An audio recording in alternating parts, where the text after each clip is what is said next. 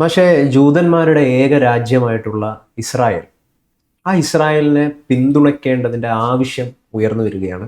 Europe അത് തിരിച്ചറിയുന്നു. നേരത്തെ പലസ്തീനിന് പിന്തുണ നൽകിയിരുന്ന പല രാജ്യങ്ങളും അതിപ്പോൾ തിരിച്ചറിയുന്നുണ്ട്. ഇപ്പോൾ നമ്മുടെ അന്തർദേശീയ മാധ്യമങ്ങളൊക്കെ ഈ വിഷയവുമായി ബന്ധപ്പെട്ടിട്ടുള്ള ചർച്ചകളൊക്കെയാണ് നടത്തിക്കൊണ്ടിരിക്കുന്നത്. അവരെല്ലാവരും ഇസ്ലാമിനെ ഭയപ്പെടുന്നു എന്നുള്ളതാണ്. അതായത് യൂറോപ്പിലേക്ക് റാഡിക്കൽ ഇസ്ലാം പ്രവേശിക്കാതിരിക്കാനുള്ള ഒരു ഡാമായിട്ട് നിലനിൽക്കുന്നത് ഇസ്രായേലാണ്. ആ ഇസ്രായേലിന് ഇപ്പം തന്നെ കുറേയധികം വിള്ളലുകൾ വീണ് കഴിഞ്ഞു.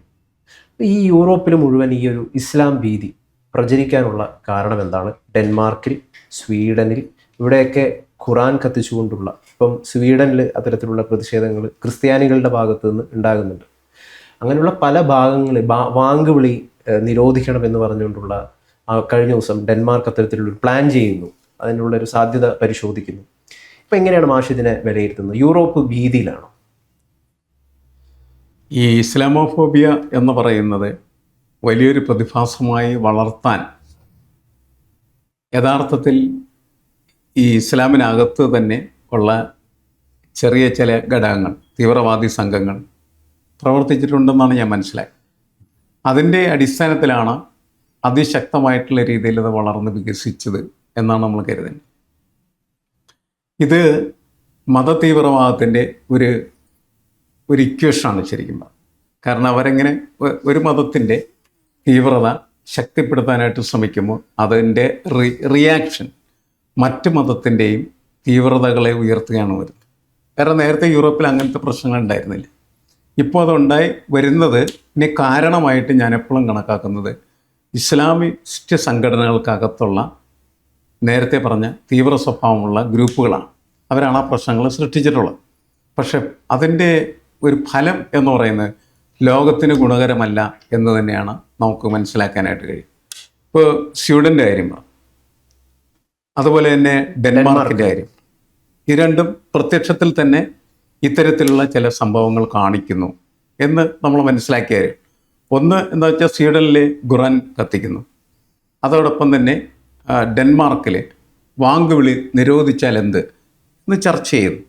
അങ്ങനെയൊക്കെ വരുമ്പോൾ കുഴപ്പം എന്താണെന്ന് വെച്ച് കഴിഞ്ഞിട്ടുണ്ടെങ്കിൽ ഇത് തീവ്രമായി തന്നെ മുന്നോട്ട് പോവുകയാണ്. ഇവിടെ തീവ്രത കൂടിയാൽ അപ്പുറത്തും തീവ്രത കൂടും, അതല്ലാണ്ട് അത് കുറയില്ല.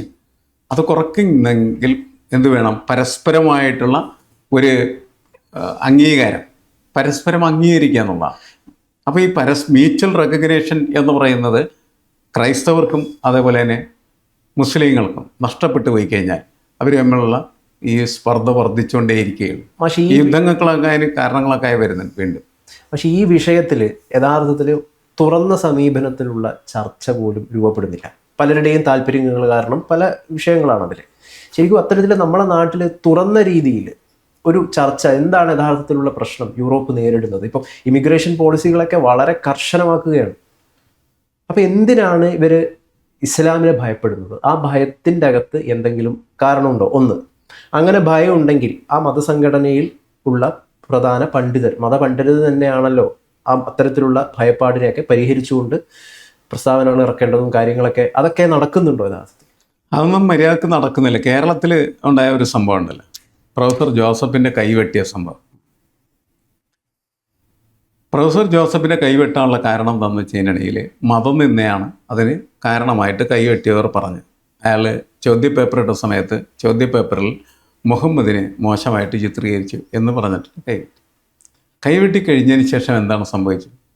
ആ പ്രദേശം മുഴുവനും അതിശക്തമായിട്ടുള്ള മുസ്ലിം ഭയത്തിൽ വരുന്നു എന്നുള്ള. കാരണം മുസ്ലിങ്ങളുടെ ഇങ്ങനെ ചെയ്ത് കഴിഞ്ഞാൽ ഉടനെ വെട്ടും എന്ന് പറഞ്ഞാൽ അവിടെ എനിക്കൊരു നിലപാട് അറിയിക്കാൻ. അത് കുഞ്ഞഹമ്മദിന്റെ കഥയെ അടിസ്ഥാനപ്പെടുത്തിയിട്ടാണ് ചോദ്യപേപ്പർ തയ്യാറാക്കിയത്. കുഞ്ഞഹമ്മദ് അതിൽ എനിക്ക് കൊടുത്തിരിക്കുന്നത് വേറെന്തോ പേരാ, ഭ്രാന്തെന്നോ അങ്ങനെ എന്തോ പേരാണെന്നാണ് ഞാൻ മനസ്സിലാക്കുന്നത്. പക്ഷെ ഇദ്ദേഹത്തിലേക്ക് അത് വന്നപ്പോൾ അവിടെ മുഹമ്മദ് ഉൾപ്പെടുന്നുണ്ട്. അത് തെറ്റാണ് എന്ന് പലരും പറയുന്നുണ്ട്. അത്തരത്തിലുള്ളൊരു അത്തരത്തിലുള്ള അധിക്ഷേപത്തിനെ കുറിച്ചല്ല നമ്മൾ പറയുന്നത്. അത് ശരിക്കും ആവശ്യമാണോ എന്നൊക്കെയുള്ള ചർച്ചകൾ ഉണ്ടാവുന്നുണ്ട്. അല്ല, അത്തരം പ്രശ്നങ്ങൾ ഞാൻ പറയാം, അങ്ങനെ പ്രശ്നം ഉണ്ടാകുമ്പോൾ ഉണ്ടാകേണ്ട സമീപനം ഉണ്ടായിരുന്നു. കൈവെട്ടിൽ പിന്നെയുള്ളതാണ്. അതിക്ക് മുമ്പ് ഈ പ്രശ്നം ഉയർന്നു വരുമ്പോൾ തന്നെ എന്ത് ചെയ്യണമായിരുന്നു? പലരും ഇടപെടണമായിരുന്നു. അവരിടപെട്ട് ചർച്ച ചെയ്ത് ഇയാൾ തെറ്റുതെറ്റണമെങ്കിൽ ഇയാൾക്ക് അതിനനുസരിച്ച് ശിക്ഷ, കൈവെട്ടലല്ല അതിന് ഉള്ള ശിക്ഷ എന്ന് പറയുന്നത്. ഇയാൾ തെറ്റ് ചെയ്തിട്ടുണ്ടായിരുന്നു. പക്ഷേ തെറ്റ് ചെയ്തിട്ടുണ്ടോ ഇല്ലെന്ന് ചോദിച്ചു കഴിഞ്ഞാൽ അതിനകത്തൊക്കെ ഒന്നുമില്ല. നമ്മളതിനെ അങ്ങനെ വ്യാഖ്യാനിക്കുമ്പോൾ അതങ്ങനെ ആയിത്തീരുന്നു എന്ന് മാത്രമേ ഉള്ളൂ. കാരണം നമുക്കിപ്പോൾ അത് ഇതിനകത്ത് ആ വിഷയം വിശദമായിട്ട് ചർച്ച ചെയ്യേണ്ട കാര്യമില്ല. ഞാൻ പറഞ്ഞ അതും കൊണ്ടുണ്ടാക്കിയ ഒരു റിസൾട്ട്, അതിൻ്റെ ഫലം എന്ന് പറയുന്നത് ആ പ്രദേശങ്ങൾ മുഴുവനും ഇസ്ലാമോഫോബിയ ശക്തിപ്പെട്ടു എന്നാണ്. അതായത് മുസ്ലിമിനെ ഭയപ്പെടുന്ന ഒരു സ്ഥിതിവിശേഷം സൃഷ്ടിക്കപ്പെട്ടു. ഇതുണ്ടാകാൻ പാടില്ല. ഇത്തരത്തിലുള്ള സംഭവങ്ങൾ ഉണ്ടാകാനേ പാടില്ല എന്നുള്ളതാണ്. ഇങ്ങനെയുള്ള വളരെ ചെറിയൊരു വിഷയമാണല്ലോ. ആ വിഷയം ചർച്ച ചെയ്ത് പരസ്പരം സംസാരിച്ച് തീർത്തിരുന്നെങ്കിൽ ഇത് അതിൻ്റെ പ്രശ്നം എന്ന് വെച്ചാൽ അന്ന് സഭ പോലും എന്ത് ചെയ്തു? ജോസഫിനെതിരെ നിൽക്കുകയാണ് ചെയ്തത്. മറ്റവരെ ശക്തിപ്പെടുത്താനായിട്ട് സഹായിക്കുകയാണ് ചെയ്തത്. ആ തീവ്രവാദത്തിൻ്റെ കൂടെ മതമാണല്ലോ, രണ്ടും മതമാണെന്നും പറഞ്ഞിട്ട് ഒരുമിച്ച് ചേരുകയാണ് ചെയ്തത്. അപകടം അതായിരുന്നു. പക്ഷെ എന്ത് തന്നെയായാലും ഏത് മതത്തിന്റെ ആയാലും അതിലെ പ്രധാന ദൈവങ്ങളെ അല്ലെങ്കിൽ പ്രതിപുരുഷന്മാരെയൊക്കെ അധിക്ഷേപിക്കുന്നത് എന്തായാലും തെറ്റായിട്ടുള്ള കാര്യം തന്നെ. തീർച്ചയായിട്ടും അധിക്ഷേപിക്കുന്നതിനെ ന്യായീകരിച്ചല്ല നമ്മൾ പറയും. പക്ഷെ എന്തായിരുന്നു അയാളുടെ യഥാർത്ഥത്തിലുള്ള സെൻസ്, അയാൾ എന്തിനാണ് ശ്രമിച്ച് എന്ന് പരിശോധിച്ചിട്ട് അതിലിടപെടണമായിരുന്നു. അങ്ങനെ ഇടപെട്ടിരുന്നെങ്കിൽ അത് അങ്ങനത്തെ ഒരു സാധനമായിട്ട് മാറിത്തീരില്ലായിരുന്നു എന്നുള്ളതാണ്. പക്ഷെ അങ്ങനെ ഇടപെടാൻ ഒരു സ്പേസ് പോലും അവിടെ ഉണ്ടായിരുന്നില്ല എന്നുള്ളതാണ്. അങ്ങനെ വരുമ്പോഴാണ് നമ്മളൊക്കെ ആഗ്രഹിക്കാത്ത തരത്തിലേക്ക് അത് കൈവിട്ട് പോകുന്നത്. ഈ ഇപ്പോൾ നമ്മൾ ഡെൻമാർക്കിലെ കാര്യവും അതേപോലെ തന്നെ സ്വീഡനിലെ കാര്യമൊക്കെ ചർച്ച ചെയ്യുന്ന സമയത്ത് അത് അവരിടപെട്ട് പരിഹരിക്കേണ്ടതാണ്. അതല്ലാതെ അതിനെ വളർത്തി വികസിപ്പിച്ച് സ്വീഡനിൽ ഖുറാൻ കത്തിച്ചോ എങ്കിൽ നമുക്ക് ഡൽഹി കത്തിക്കാം എന്ന് പറഞ്ഞാൽ ഇത് അപകടമായി തീരല്ലേ ചെയ്യുന്നത്. പക്ഷേ ഇതിൻ്റെ ഒരു അവസ്ഥ എന്താണെന്ന് വെച്ച് കഴിഞ്ഞാൽ സത്യസന്ധമായിട്ട് ഈ വിഷയത്തിൽ ആരും സംസാരിക്കുന്നില്ല എന്നുള്ളതാണ്. ഇനിയിപ്പോൾ സംസാരിക്കുന്നുണ്ടെങ്കിൽ തന്നെ അത് ഈ മുസ്ലിം ഭീതി പടർത്താനായിട്ട് കൃത്യമായിട്ടും മുസ്ലിങ്ങളെല്ലാം തീവ്രവാദികളാണ്, മുസ്ലിങ്ങളെല്ലാം മോശമാണെന്ന് പറയുന്ന ഒരു പ്രചരണത്തിനായിട്ട് പലരും അഴിച്ചു വിട്ടു. അങ്ങനെയുള്ള കുറേ പ്രശ്നങ്ങൾ ഈ വിഷയത്തിലുണ്ട്. അതുകൊണ്ട് ശരിക്കും പറഞ്ഞാൽ തുറന്ന സമീപനത്തോടുകൂടി ഉള്ളൊരു ചർച്ച യഥാർത്ഥത്തിൽ കേരളത്തിൽ ഇത് നടക്കണം. അത് ഏറ്റെടുക്കേണ്ടത് യഥാർത്ഥത്തിൽ ഇവിടെയുള്ള ലെഫ്റ്റ് പാർട്ടികളല്ലേ, അവരിതിൽ സത്യസന്ധത കാണിക്കുന്നുണ്ടോ? ലെഫ്റ്റ് വിങ് അല്ലേ ഇതിൻ്റെ ഞാൻ പലപ്പോഴും ഇത് ശ്രദ്ധിച്ചിട്ടുണ്ട്. ഇതൊന്നും യഥാർത്ഥത്തിൽ ഉള്ള സാധനങ്ങളല്ല. മനുഷ്യരിപ്പം ഞങ്ങൾ താമസിക്കുന്ന പ്രദേശത്തൊക്കെ എന്ന് പറഞ്ഞാൽ നിരവധി മുസ്ലിം കുടുംബങ്ങളുള്ള ഞങ്ങളും അവരൊക്കെ എന്ത് നല്ല ബന്ധത്തിലാണ് കഴിഞ്ഞു പിടിക്കേണ്ടിരിക്കും. അതൊരു പ്രത്യേക തരത്തിലേക്ക് നമ്മളൊന്ന് ഡൈവേർട്ട് ചെയ്യാൻ തീരുമാനിച്ചാലാണ് ഈ അപകടമാണ്. ഈ ഡൈവേർഷനാണ് പ്രശ്നം. ആ ഡൈവേർഷന് ശ്രമിക്കുന്നവരെ എതിർക്കണം. ഈ ഡൈവേർഷനെ ശ്രമിക്കുന്ന ചില മോശമായ ഘടകങ്ങൾ, മോശമായ മനസ്സുള്ളവർ എല്ലാ മതത്തിലുണ്ടാവും. ഇവന്മാർ ഇതിനകത്തൊക്കെ നുഴഞ്ഞു കയറി പ്രശ്നങ്ങൾ ഉണ്ടാക്കുകയാണ് ചെയ്യുന്നത്. ആ പ്രശ്നങ്ങൾ പരിഹരിക്കാനായിട്ട് പ്രാപ്തരായ മനുഷ്യരെ സമൂഹത്തിൽ ഇല്ലാത്തത് ഇന്നത്തെ വലിയ നഷ്ടമാണ്. പഴയ കാലത്ത് അങ്ങനത്തെ മനുഷ്യരുണ്ടായിരുന്നു, വളരെ ടവറിങ് ആയിട്ടുള്ള പേഴ്സണാലിറ്റിയാണ്. അത് ശരിയല്ല, ചെയ്യാൻ പാടില്ല എന്ന് പറഞ്ഞാൽ ആരും ചെയ്യില്ലായിരുന്നു. ഇന്ന് ഒരുത്തും പറയുന്നതും കേൾക്കില്ല, മോശമായ കാര്യങ്ങൾ പറയുന്നത് കേൾക്കാനാണുണ്ട്. നല്ലത് പറയാമെന്ന് കേൾക്കാനായിട്ട് അതിന് പ്രാപ്തമായിട്ടുള്ള നേതൃത്വം നമ്മുടെ സമൂഹത്തിൽ തീരെയില്ല എന്നുള്ളത് ഇപ്പോൾ വലിയ പ്രശ്നമാണ്. ദുരന്തർ എന്ന് പറയുന്ന ഒരു സിനിമ, അത് കോൺഗ്രസിന്റെ ദേശീയ വക്താവായിട്ടുള്ള ഷമാ മുഹമ്മദ് കാണാനിടയായി. അവർക്ക് ആ സിനിമ അത് BJP പ്രൊപ്പഗാൻഡ സിനിമയാണെന്നുള്ളതാണ് പൊതുവെയുള്ള മറ്റ് രാഷ്ട്രീയ കക്ഷികളൊക്കെ പറയുന്നത്. അവർ ആ സിനിമ കണ്ടു, അവർക്ക് ആ സിനിമ ഇഷ്ടമായി, ഇഷ്ടപ്പെട്ടു എന്നുള്ള രീതിയിലുള്ള ഒരു കുറിപ്പ് പങ്കുവച്ചു. അപ്പോൾ അതിൻ്റെ താഴത്ത് ഒരു മുസ്ലിം അക്കൗണ്ടിൽ നിന്ന് അവർക്കെതിരെ ഒരു അഭിപ്രായം വന്നു. നിങ്ങൾക്ക് നാണമില്ലേ ഇത്തരത്തിൽ BJP പ്രൊപ്പഗാൻഡ സിനിമയെ അല്ലെങ്കിൽ മുസ്ലിങ്ങളെ മോശമായി ചിത്രീകരിക്കുന്ന സിനിമയെ പ്രോത്സാഹിപ്പിക്കാൻ നിങ്ങൾക്ക് നാണമില്ല എന്നാണ് ചോദിച്ചത്. അതിന് കൃത്യമായിട്ടുള്ളൊരു മറുപടി ഷമാ മുഹമ്മദ് നൽകുകയും ചെയ്തു. അവർ പറഞ്ഞത് ഈ സിനിമയിൽ പാകിസ്ഥാനിലുള്ള ആളുകളെക്കുറിച്ചാണ്, പാകിസ്ഥാനികളെക്കുറിച്ചാണ് ഇതിൽ കുറ്റപ്പെടുത്തി കാണുന്നത്, ഇതിൽ മുസ്ലിങ്ങളെക്കുറിച്ചല്ല, ഇത് രണ്ടാണ്. നിങ്ങൾക്ക് എന്തെങ്കിലും ബുദ്ധിമുട്ടുണ്ടെങ്കിൽ നിങ്ങൾ പാകിസ്ഥാനിൽ പൊക്കോന്ന് വരെ അവർ പറഞ്ഞു, കോൺഗ്രസ് വക്താവ്. അപ്പോൾ നിങ്ങളെപ്പോലുള്ള ആളുകളാണ് യഥാർത്ഥത്തിൽ നല്ലവരായിട്ടുള്ള മുസ്ലിങ്ങൾക്ക് പോലും പേരുദോഷം ഉണ്ടാക്കുന്നതും കൂടി അവർ രേഖപ്പെടുത്തി. ഇപ്പം സമസ്തയുടെ നിലപാട് വിളക്ക് വിഷയവുമായി ബന്ധപ്പെട്ടിട്ട് അത് ആർക്കാണ് പേരുദോഷം ഉണ്ടാക്കുക? അല്ലാതെ ഞാൻ പറയുന്നത് ഈ ഓരോ വിഷയത്തിലും കുറച്ച് വിശാലമായിട്ടുള്ള മനസ്സ് നമുക്കുണ്ടെങ്കിൽ മാത്രമേ അത് പ്രശ്നരഹിതമായിട്ട് പരിഹരിക്കാൻ പറ്റും. ഓരോരുത്തർക്കും എല്ലാവർക്കും വേണ്ടൊരു കാര്യമാണ്. അതില്ലെങ്കിൽ എല്ലായിടത്തും അപകടങ്ങൾ ഉണ്ടാക്കാനായിട്ട് പറ്റും.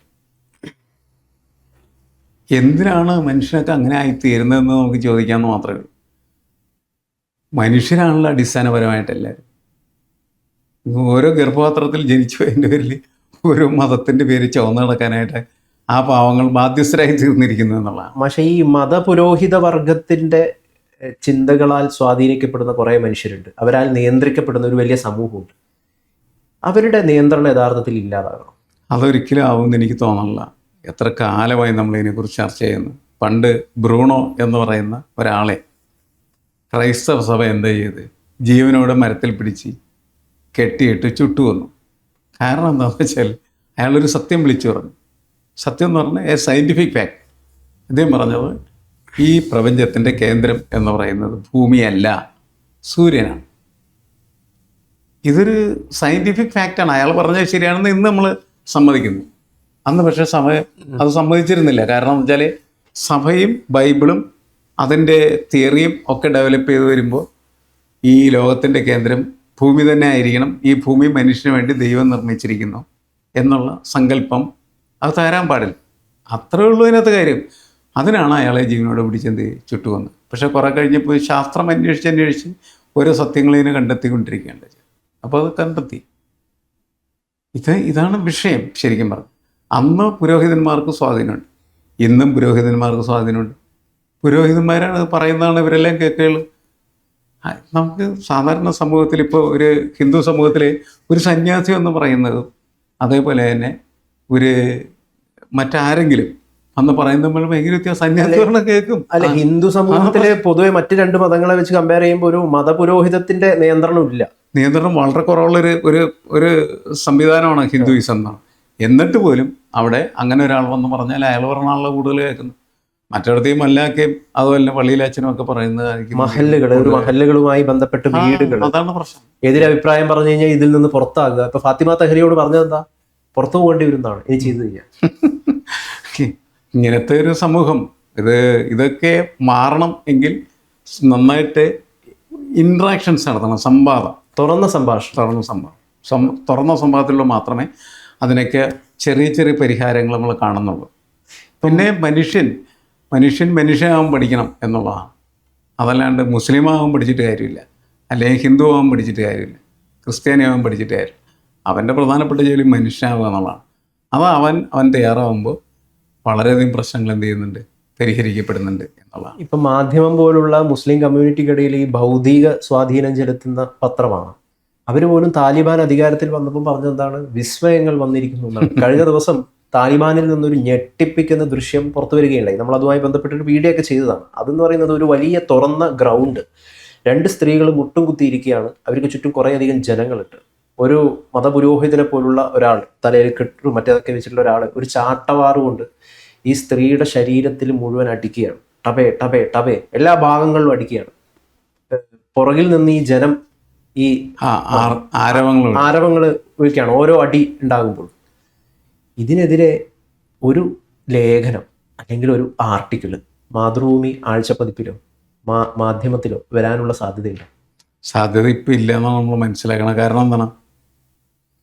കാരണം എന്താണ് മാതൃഭൂമി പത്രത്തിനകത്തൊരു വാർത്ത വന്നാൽ പിന്നെ 10 കൊടുക്കും. ഇനി മാതൃഭൂമി എന്ത് ചെയ്യാൻ പാടില്ല,